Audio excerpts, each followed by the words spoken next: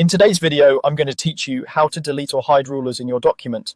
If you've ever been distracted by measurement guides, or you simply want a cleaner workspace while you design or lay out a page, this quick walkthrough will show you two simple approaches: permanently removing a ruler you no longer need, or temporarily hiding rulers to reduce visual clutter. First, make sure you're ready to work with objects rather than text or other tools. Select the object tool from the tool palette. This tool is designed for selecting and manipulating items on the canvas. You'll usually find the tool palette along the side of your workspace. The object tool often looks like a standard arrow or selection pointer. If your cursor still behaves like a text carry or a hand, switch back to the object tool before moving on. Next, locate the ruler you want to remove and click it. When you hover over it, you should see a visual cue that it's selectable.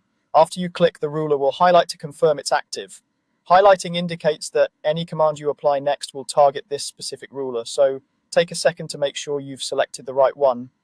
If your canvas is crowded, zoom in a bit to make the ruler easier to grab and click directly on its line to avoid selecting nearby objects. With the ruler highlighted, you can remove it in one of two ways. The fastest method is to press the delete key on your keyboard. If you prefer using the mouse, right-click on the highlighted ruler and choose delete from the context menu.